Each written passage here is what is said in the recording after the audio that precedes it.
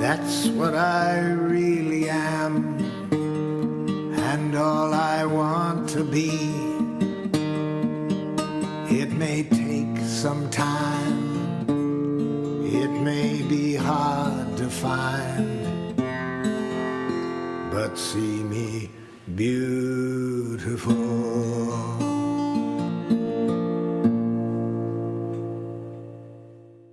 Another way that my computer training helped me to create a device, a product for explaining and clarifying nonviolent communication was what I call the tube of communication.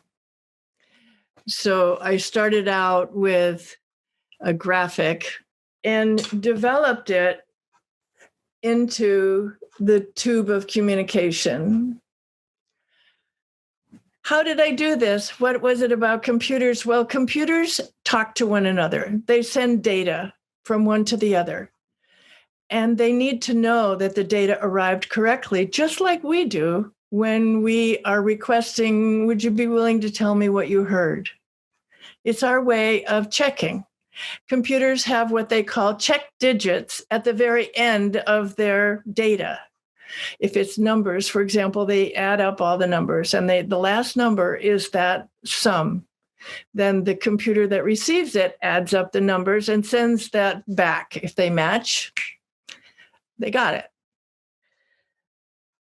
This was so alive for me in how we speak to each other that I looked at like a scarf for red for a hard to hear message. So let's say that this is the space between you and me. And this is your message. And you have something alive in you. And maybe you don't even, maybe you know NVC, but you just don't feel like going there. So you start to send me this message. It's coming at me. At the very end of your message are undisclosed needs. Typically, when we're sending hard to hear messages, we're not very clear about our needs. However, I want to really emphasize that behind everything, this is straight from Marshall, and this isn't me, behind everything is a need. So if what you say to me stimulates a reaction in me instead of a response, I have my message and I have my I have my message and I have my needs that I am not aware of very clearly.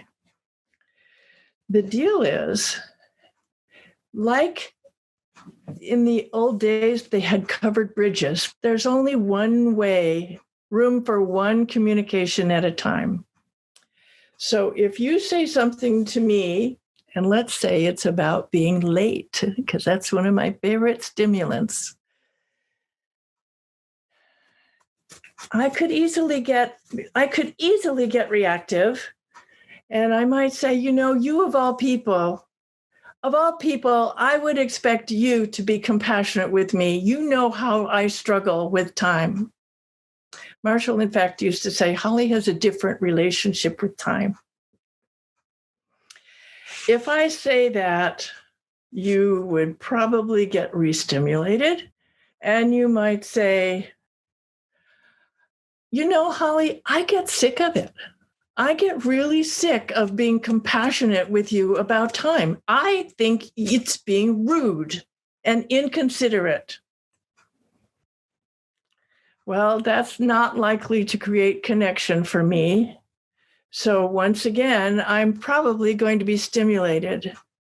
And what I like about the tube is that it shows people how there's a traffic jam. It shows us the futility of reaction. Marshall's about connection. Reactions get in our way. So then I say, is this person getting her needs heard or fed? That's pretty obvious. Everybody goes, no. I say, is this person getting his or her needs heard or fed? No. What are we going to do? This is a typical situation. One of the things I love about nonviolent communication is that it only takes one person. And the clue for me is when I'm not having fun. Marshall used to say, don't do anything that's not fun.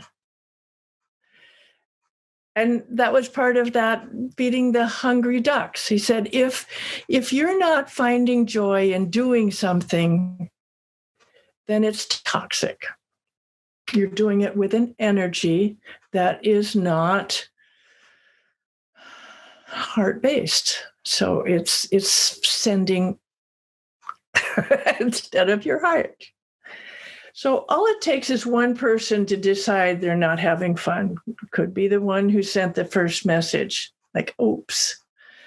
What I like about the tube is that this person, let's say they suddenly realize that they're not using NVC and this is something they really want to do. So this person wanting to do NVC suddenly realizes she or he is not having fun and she puts on the hat. Now, I want to tell you about the hat because when I met Marshall, every time we did self-empathy, we put on a hat. And if you watch his videos, you'll see that he puts his hand on his head when he gives himself empathy and he just goes, I'm a little sad about that because when we were getting his training, it was much more elaborate. And the hat has been very, very helpful because when we're using the hat to give ourselves empathy, it's obvious to everybody else that we're speaking silently, even though we're talking out loud. So when I finish with my empathy, I can take the hat off and be present again. So it's a very clear indication. So we put this message under the hat. This person gives herself or himself empathy and then is available to try to hear the other person. Now, is it something that she gets to say she wants to express?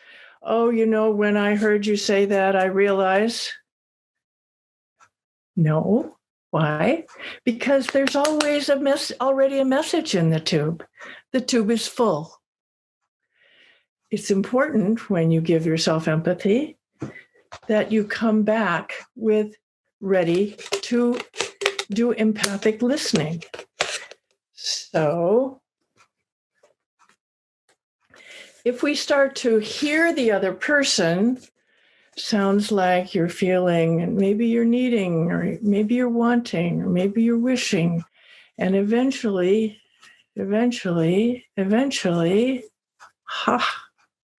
we find the need. So this demonstrates empathic listening. We've just demonstrated self-empathy, now empathic listening. And voila, once again, the tube is empty. So this is where a lot of people think it's over. And that actually was one of my difficulties too, because I had trouble with my assistant when I was that manager. And I started empathizing with her. And then she was like, okay, well, then let's do it my way. And I was like, ooh, I don't know what to do now. So it's really important that we use all three parts of the process to create the dance.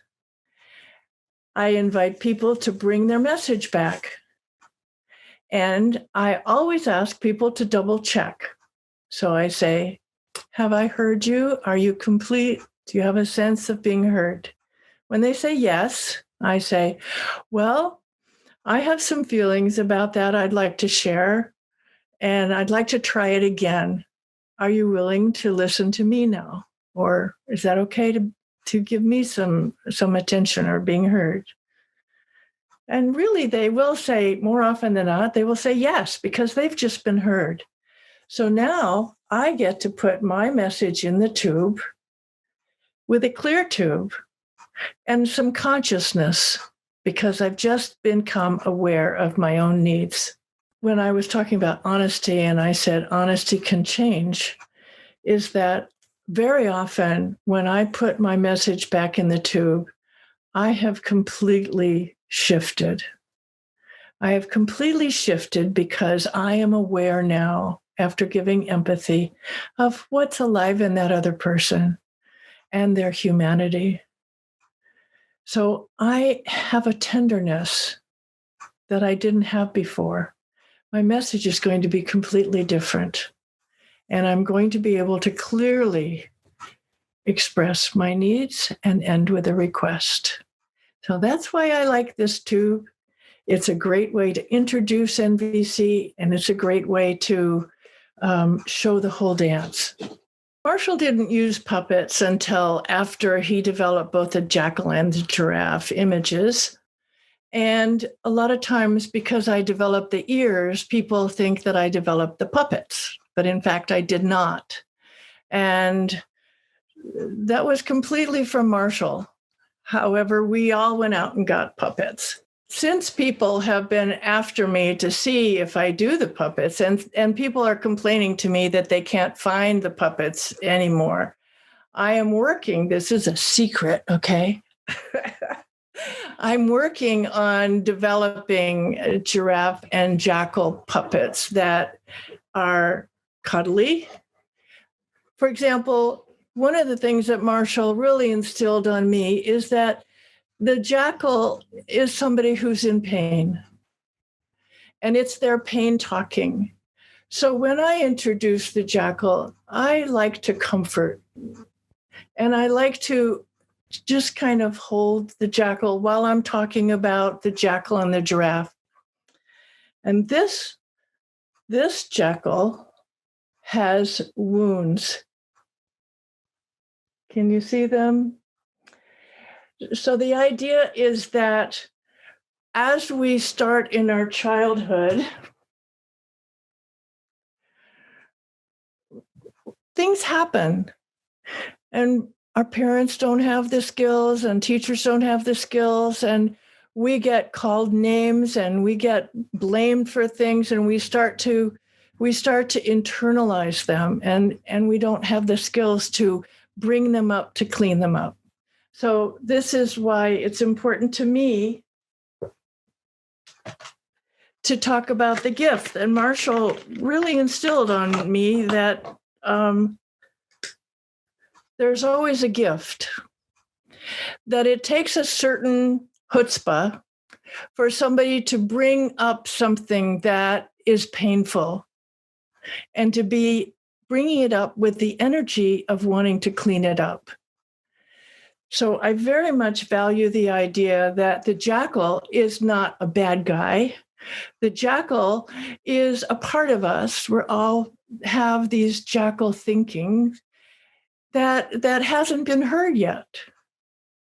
So the idea of offering empathy and healing the jackal is what I like. And I also want to tell the story that it's very important that I learned early on to be very careful to talk about the jackal's voice. It's the voice that is critical or can sound mean or hurtful. And because one time I gave a presentation at a Montessori school, and the next day the director called me and said that a parent had called her. Evidently, I had not clarified that it's the jackal voice. And she said the father was complaining that whatever happened in school that day, that when his child was playing in the street and he told him he wanted him to get out of the street, the child called him a jackal. So that was pretty urgent to me, that we didn't want to trade one label for another label. Marshall would say that the jackal would speak giraffe if he or she only knew how. And to make this really clear, I had several jackal puppets and giraffe puppets, and I took one of my jackal puppets and I cut up the back neck and I pulled out the stuffing. I took one of my giraffe puppets and I stuck it in so that when I would introduce, I would have my jackal puppet very carefully hiding the giraffe underneath. And then I would have a giraffe and I would introduce them. And then I would ask for an audience to give me a hard to hear message. And I would start to empathize with the jackal. And as the jackal started to receive the empathy, I would slowly pull the head off of the giraffe underneath. I really like that because I believe that when we can show people what we're talking about, it helps to get it inside.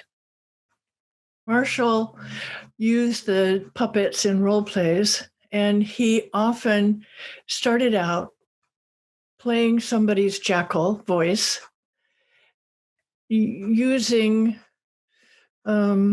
sometimes he would play them with the hard to hear message.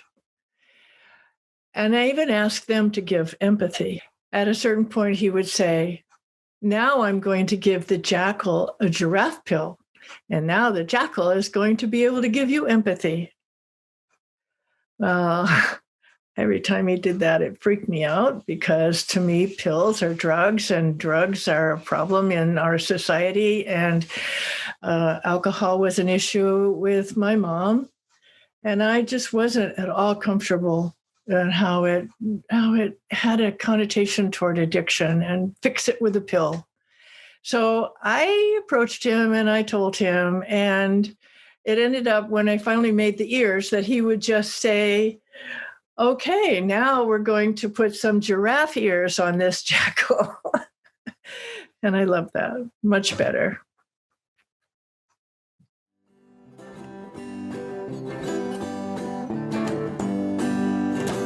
I want to live compassionately at each and every opportunity. I want to give away the love that's mine to give. I want to live compassionately.